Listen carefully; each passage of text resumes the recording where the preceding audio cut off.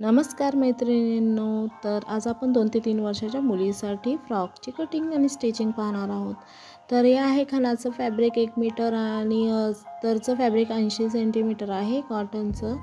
आता बघा मी इथे अस्तर हे डबल फोल्ड आहे, त्याला 4 फोल्ड करून घेते. तर आता आपण दोन्ही पार्ट एकाच वेळेस कट करणार आहोत. तर इथे मी उंची घेते टॉपची, म्हणजे चोलीची.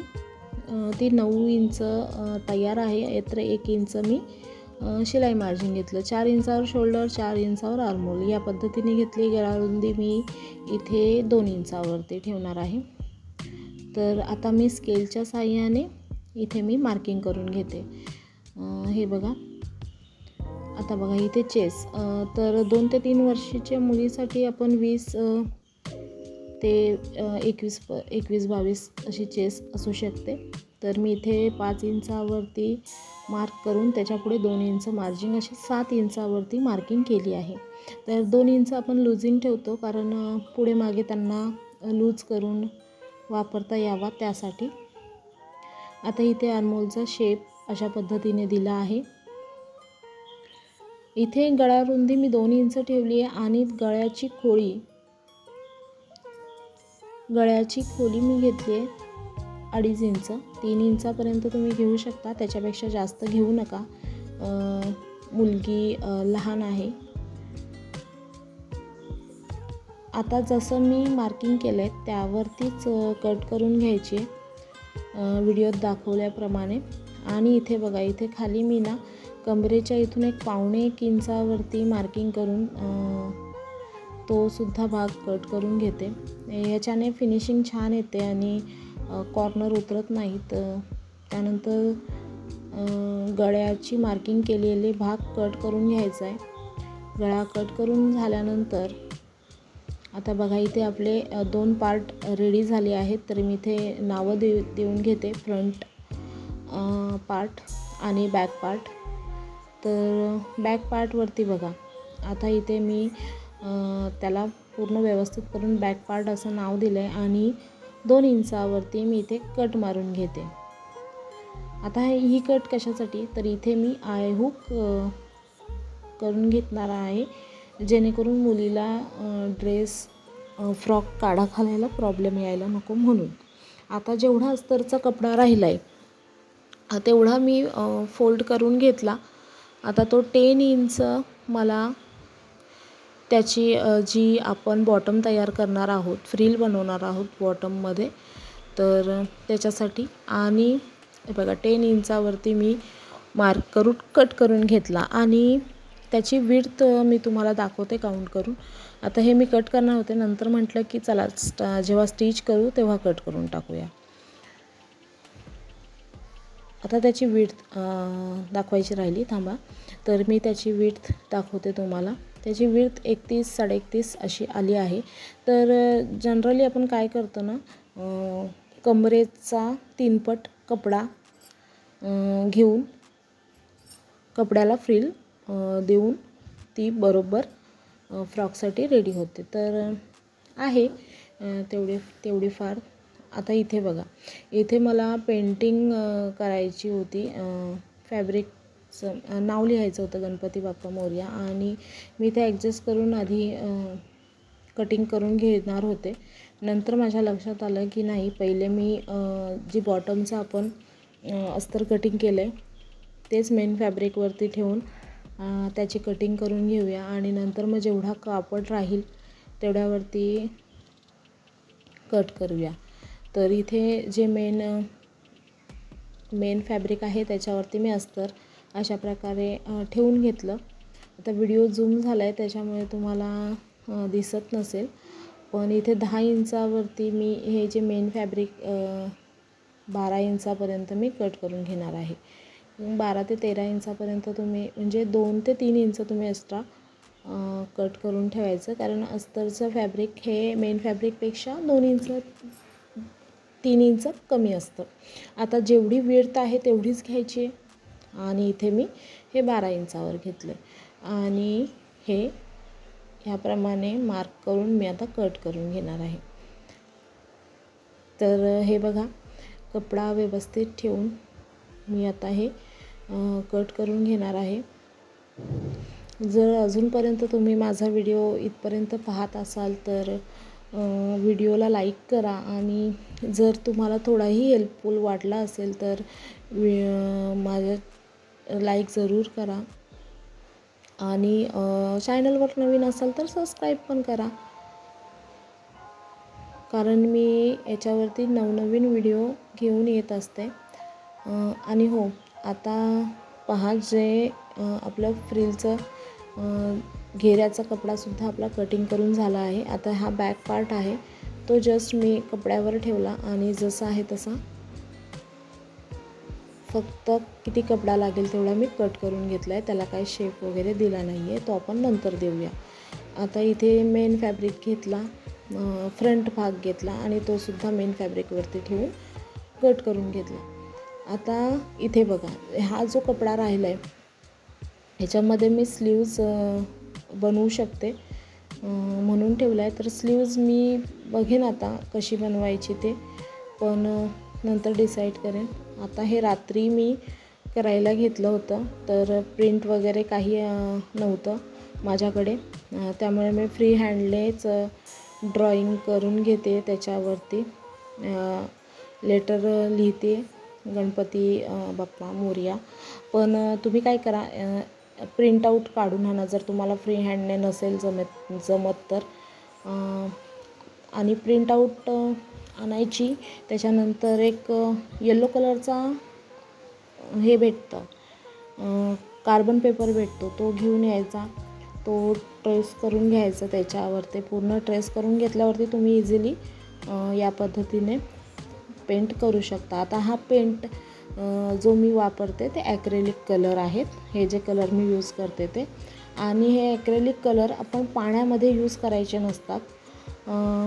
जेव्हा आपण कपड्यावरती पेंट करतो त्यावेळेस ते पाण्यामध्ये बुडवायचे नाहीत। पूर्ण कलर आहे ना, ते एक मीडियम नावाचा बॉटल भेटते, ती आणायची, ती फॅब्रिक पेंटिंगसाठीच असते आणि त्याने मग हे पाण्यामध्ये न मिक्स केल्यामुळे ते व्यवस्थित कपड्यावरती पेंटसुद्धा होतं आणि निघतसुद्धा नाही। आणि जर तुम्ही पाणी यूज करत असाल तर लिटिल अमाऊंट यूज करा, जास्त पाणी यूज करू नका, नाहीतर मग ते कपड्यावरती पेंट केल्यानंतर मग ते एकदम फिक्कट दिसू शकतं। त्यासाठी आता मी इथे हे जे स्टिच करायला घेतलं हे दुसऱ्या दिवशी घेतलं आहे, त्या दिवशी ओव्हरनाईट मी ते सुकण्यासाठी ठेवून दिलं होतं।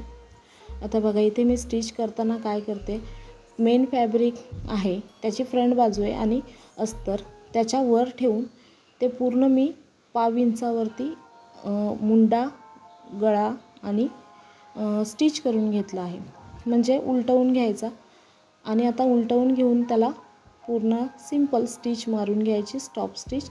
आता पूर्ण अस्तरला जॉईंट आपण मेन फॅब्रिकला करून घ्यायचं। आता ह्याच्याने काय होतं, मी गलापट्टी वगैरे लहान मुलींसाठी बनवत बसत नाही, कारण ना मुलींना ते इरिटेट होतं, छोटे असतात, त्याच्यामुळे जर पलटी करून ते छान त्यांना फिनिशिंगमध्ये बसतं। उगाचच गळा वगैरे बनवत बसले तर त्यांना ते कम्फर्टेबल नाही वाटत, मला तरी असं वाटतं। आणि कपडासुद्धा मोठा आहे, म्हणजे एवढा जाडीचा आहे, त्याच्यामुळे होऊन जाईल। आता बघा, इथे मी जे आय हुकसाठी केलं आहे तिथे पण व्यवस्थित असं स्टिच करून घेतलं आहे। आता इथे बघा, जे कॉर्नरचे भाग आहेत ना तिथे नॉचेस देऊन घ्यायचे या पद्धतीने। ह्याच्याने काय होतं ना, फिनिशिंग छान येते। जेव्हा आपण पलटी करतो तेव्हा ते कपडा एकदमच व्यवस्थित पलटी होतो, कुठेच असं दुमडला जात नाही। जर एखादी अशी दुमडल्यासारखं वाटलं तर ते व्यवस्थित पलटी करून त्याला स्टिच करून घ्यायचं। आता जर व्हिडिओत दाखवल्याप्रमाणे मी यालासुद्धा स्टॉप स्टिच लावून घेते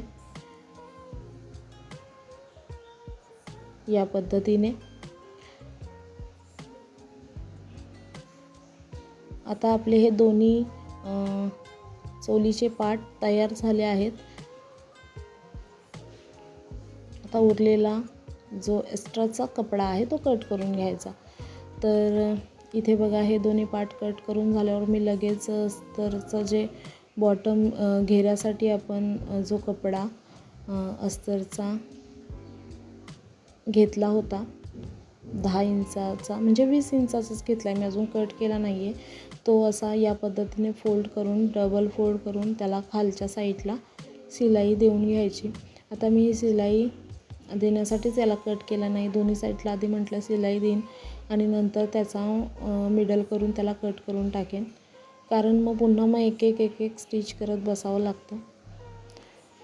तर आता हा मी जो मेन फॅब्रिक आहे तो घेतला आहे अस्तरचा. आणि इथे थोडा कॅमेरा ब्लर झाला फास्ट मशीन चालवल्यामुळे. तर हे बघा या पद्धतीने आपण त्याला पूर्ण जॉईंट करून घेतलं. आता मी इथे स्लीव्ससाठी काय बनवायचं ते ठरवत होते. नंतर मी ठरवलं की आपण याला फ्रिल स्लीव्सच तयार करूया. तर ही किनारी आहे तिची काही आवश्यकता नाही, ती मी कट करून घेतली. 2.5 इंचाची विड्थ आहे आणि हिची लांबी मला वाटतं आहे सेम आहे 31. हे बघा 30 आहे. आता मी हे 1-1.5 इंचापर्यंत तयार झालं आहे आणि आपण याला असं अर्धा इंचावरती फोल्ड करून या पद्धतीने फ्रिल बनवून घेत आहोत. तर 1.5 इंच 2 इंचपर्यंत तुम्ही अशा फ्रिल बनवायच्या. 3 इंचाच्या 3.5 इंचाच्या मग खूप छान दिसतात. पण माझ्याकडे एवढाच कपडा होता म्हणून मग मी 1.5 इंचाचीच फ्रिलची स्लीव्ज बनवते. आता बघा हे शोल्डर आहे ते एकावर एक असे ठेवून या पद्धतीने जॉईंट करून घ्या.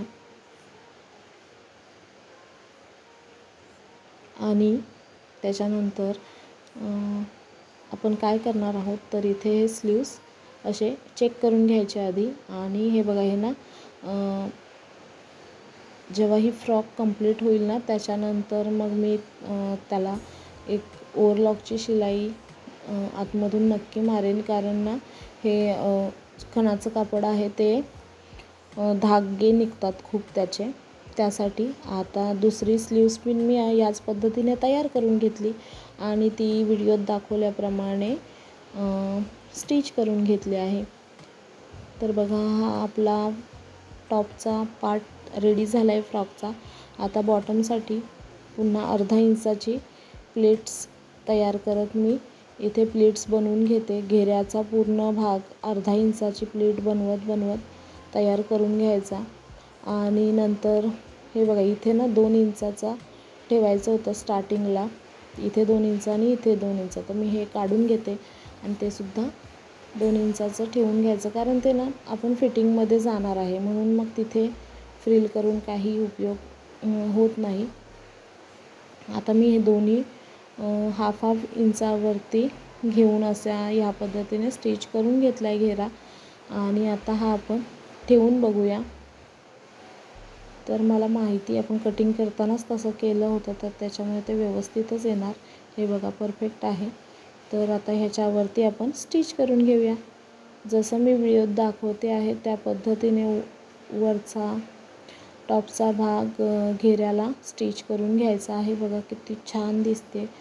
आणि इथे सुद्धा सेम त्याच पद्धतीने मी स्टिच करून घेतला आहे. तुम्हाला हा व्हिडिओ थोडा जरी हेल्पफुल वाटला असेल तर व्हिडिओला एक लाईक जरूर करा. आता इथे डबल स्टिच करून घेते मी. आणि हे बघा हे धागे निघत होते सारखे, तर मी नंतर त्याला ओव्हरलॉक करून घेणार आहे. आता इथे मी जे आपण फिटिंगचं मेजरमेंट आहे ते टाकते. आता त्याच्या आधी मी ह्या 2 नॉड बनवून घेतल्या. 2 नॉड बनवून घेतल्या आहेत बघा या पद्धतीने. आणि त्या आतमध्ये ठेवायच्या जेणेकरून कमरेला फिटिंग करता यावं यासाठी. आणि इथे एक अर्धा इंचावरती मी दोन्ही पार्ट एकमेकांना जॉईंट करून घेत आहे. तर हे बघा इथे जॉईंट करून घेतले. आता बघा इथे जे आपण फिटिंगचं मेजरमेंट टाकलं आहे त्याच्यावरती मी शिलाई देते आणि खाली घेऱ्याला इथे क्रॉसमध्ये येत जायचं, कारण घेऱ्याला फिटिंग करायची गरज नसते, कमरेपर्यंत ते फिटिंग पुरेसं होतं. आता इथे सुद्धा मी आधी अर्धा इंचची शिलाई देऊन घेते या पद्धतीने. आणि हे बघा, हे एकावर एक ठेवून शिलाई दिली आहे आणि इथे सुद्धा फिटिंगचं मार्किंग करून ते स्टिच करून घेते. तर आता आपली फ्रॉक रेडी झाली आहे. तुम्हाला कशी वाटली ती मला कमेंट बॉक्समध्ये ज़रूर सांगा आणि व्हिडिओ थोडा जरी आवडला असेल तर मला लाईक करा. आणि आता इथे मी तुम्हाला दाखवते की ह्याला हुक अटॅच केल्यावरती ही फ्रॉक सुंदर अशी रेडी झाली आहे. व्हिडिओ पाहिल्याबद्दल धन्यवाद. आणि शेवटी माझ्या मुलीने ती फ्रॉकसुद्धा वेअर केली. Bye bye.